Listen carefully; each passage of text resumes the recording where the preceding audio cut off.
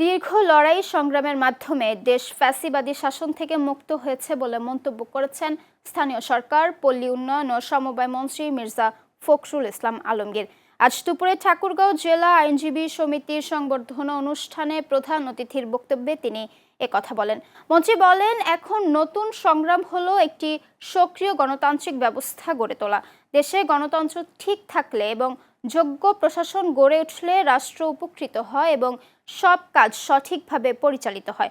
বর্তমান সরকার পূর্ণ ন্যায় বিচার প্রতিষ্ঠায় প্রতিশ্রুতিবদ্ধ উল্লেখ করে মির্জা ফখরুল মাদকের বিরুদ্ধে সবাইকে ঐক্যবদ্ধ হওয়ার এবং দেশ গঠনে সহযোগিতা করার আহ্বান জানান।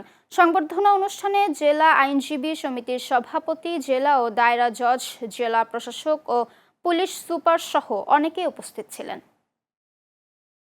সংগ্রাম হচ্ছে আমরা